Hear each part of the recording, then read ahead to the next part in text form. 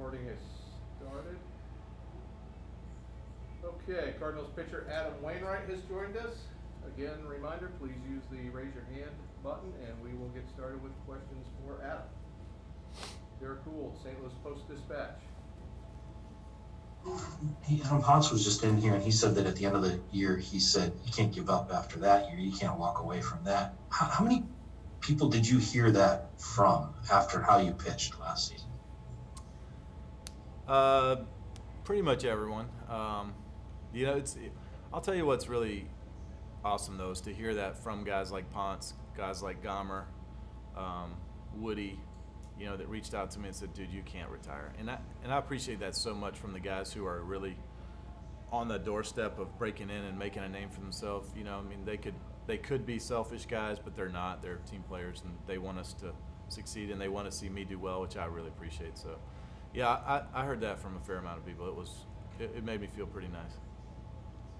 Last year, given the year before, what I heard, well, not the year before, but 2 years before, I heard it was, nice having you around for those years that you used to be a decent pitcher. That was what I heard not from so much from teammates, but everyone else. So it's good to have the script kind of flipped a little bit. Last year, given what you guys went through, and particularly the two starts you had, the first one against the White Sox and then the one on your birthday when the bullpen wasn't available, what did you learn about yourself as far as not just a pitcher, but maybe even as a leader, helping to pilot the team through that? Well, it's more than just those two starts, too. I think with the idea that I was going to finish every start, I almost finished the Cubs game at Wrigley. I almost finished another 7-inning game. I finished another 7-inning game against the Brewers. But, it was those starts where you're feeling like, all right, this is what elite pitchers do. They carry their team deep in the game with a great chance to win the game and save the bullpen, and confidence shown from your players behind you, and that kind of feeds into your own confidence as a pitcher. All those things kind of work together to kind of help me get it back into a good mental place where I hadn't been in quite a couple of few years. Jeff Jones, Belleville News Democrat. Adam, as far as today goes, when you consider what a first outing of spring could look like, is one where you might have to throw a couple extra pitches on the side to hit your ceiling kind of be ideal here? Absolutely. The rest of the year, that's the plan. To attack hitters and get them to hit the ball on the ground early and get ahead in the count. I mean, my whole career is when I get strikeouts, it's usually when I get a lot of strikeouts, it's because I went deeper into the game. I'm not going to strike out 2 and 3 guys an inning usually a whole lot of times, but if I go 9, I'll strike out 7, or I'll strike out 8 or 9. When I go 7, I'll strike out 6 or 7 or whatever. And so that's how the strikeout numbers add up to me over the season. When I'm aggressive, that's when I get ahead in the count, and then I can do some really good things. Get them on the defensive. I can strike guys out. I can make them hit the ball in a weak contact. But it all starts with strike one and how you finish them. There were a couple of curveballs today that the stadium gun had starting with a 6. Is that something that's been worked on right now? Is that fair to say? Well, velocity decrease maybe? That's something I tinker with every now and then. I'll those were strike ones. Later in the count, after I've showed him a slow one, maybe I'll bust a 76 out or,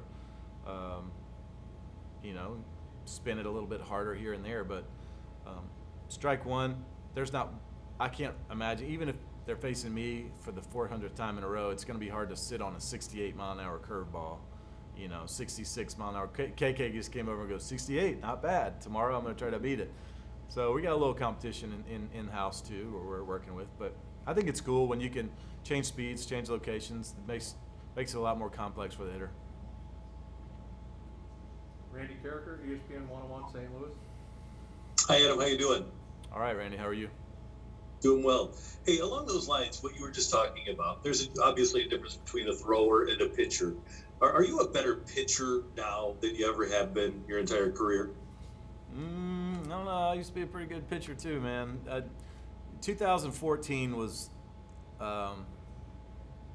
in my mind, the height of my pitching ability as far as making pitches, doing different things. 2013, I felt the strongest on the mound that I ever had felt.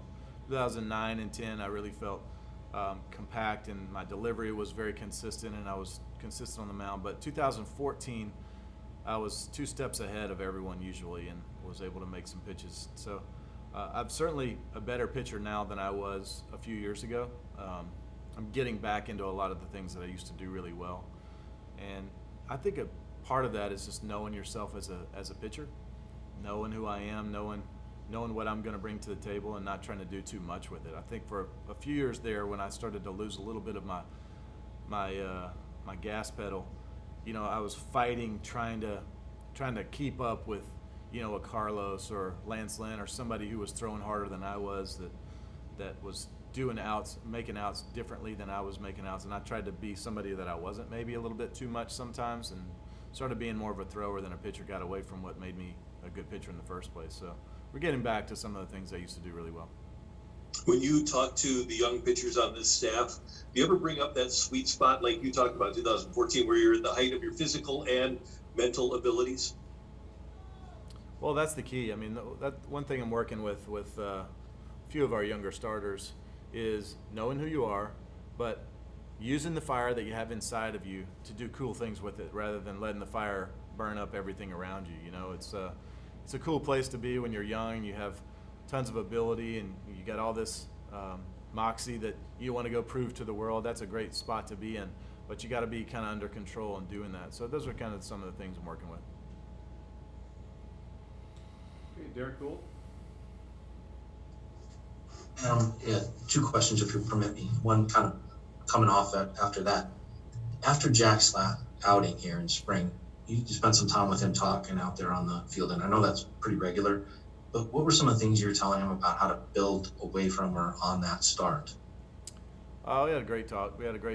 Continued on the rest of that day, continued until today, actually. We had a really great talk today. So those kinds of things never stop. When you get to be an older player and you've seen some things and know what it takes, you can never stop teaching. That's the most important thing inside the clubhouse. If you're going to have a healthy clubhouse atmosphere, you can never stop trying to share what you've learned and what you've been through and what helped you go and what you've seen others have success with, and try to get people over the hump as fast as possible. Jack's in a spot right now where he's, everybody knows in the game that he's a potential superstar waiting in the wings to be a Cy Young contender year in, year out. And so now we just got to hone a little bit, and he's working on that. I wouldn't want to share too much about it because I don't know if it's something he wants to talk about or not. So, but it was a great conversation, very, very fruitful on both sides. And I told him too was that those conversations help me also. Good reminders for me, but they keep me young. They keep me paying attention. They keep me still trying to learn the game. And when you're learning the game, that's sometimes when you're the best when you're the best teacher of the game. When you stop learning, you think you've got everything figured out. Sometimes that's when you're not as good a teacher anymore. The last question, we haven't had a chance to really talk with you here this spring, and it is the first spring with the Cardinals that you actually consider going elsewhere. What has that been like here in Jupiter as you've returned to home, basically for spring? Does it feel at all different because your eyes, looked elsewhere? No, it feels completely normal, honestly.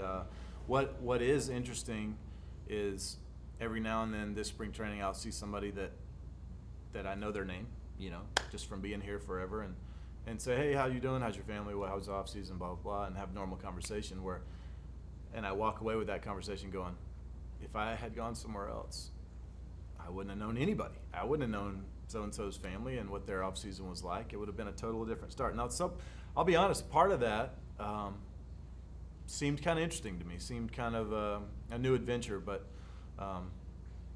I'm liking the new adventure we're having inside the same clubhouse at the moment. That seems like a cool one for me. Rob Raines, St. Louis Sports Paper.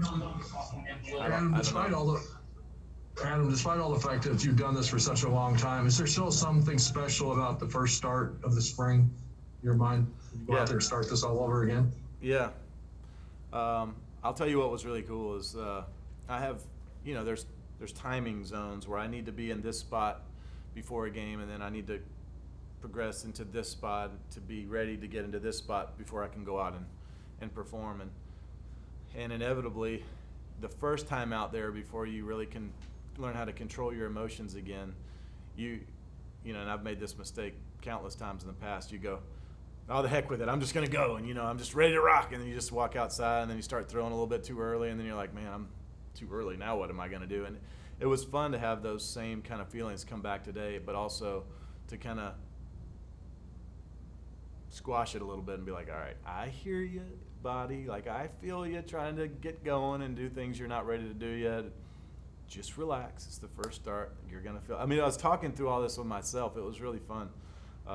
And I made myself smile even thinking about, all right, remember that time where you just said the heck with it and walked out there and you started stretching, like, oh, I'll just go ahead and do it out there on the field, and I'll just throw a little bit more in the bullpen. But then inevitably, you know, when you step on the bullpen, you got a little bit more adrenaline that first start that you hadn't had all off season. So then you get ready even faster, and then you're like, oh man, now I'm gonna just. So it was really cool to think back through a lot of experiences I've had and learn from it. Okay, one last one for Adam. Zach Silver, MLB.com.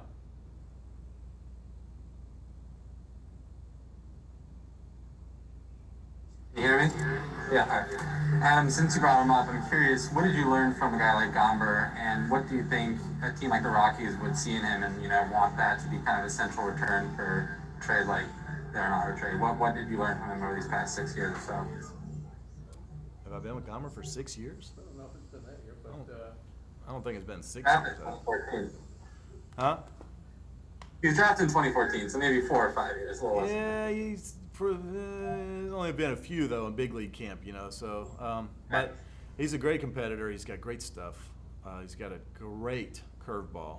And one thing I talked to him about is because I've had some success at Coors, is you can still throw that curveball there. Don't buy into the fact that the air is thin and you can't pitch like you always have. You got to make a little bit of adjustments here and there. But you know, when you start believing that you can't pitch there, then you can't. So.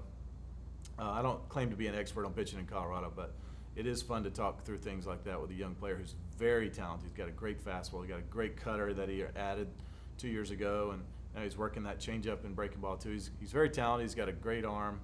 He's got a good mindset to pitch, and he wants to compete. So that's going to be a good addition for the Rockies for sure. Thank you. okay. Thank you, Adam. We will be back momentarily.